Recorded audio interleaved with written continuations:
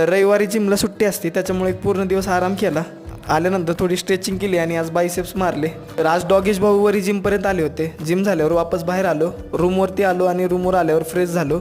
Fresh होऊन वापस नाश्ता करण्यासाठी गेलो. आता काल रविवार होता म्हणून प्रवीणची गाडी माझ्याकडेच होती, तर त्याला घ्यायला सकाळी आलो. मग आम्ही लेक्चर केलं. आता आम्हाला मग मध्येच जायचं होतं गाव बघण्यासाठी, कारण आज गावाचा निकाल लावायचाच होता. त्याच्यामुळे आम्ही सगळं पहिल्यांदा भाजीला आलो. आता तुमच्यापैकी बरेच लोकांना माहिती असेल भाजी केव्स. इथं आल्यावर मग सरपंचाशी भेटलो, त्यांच्याशी बोललो आणि सगळं सांगितलं.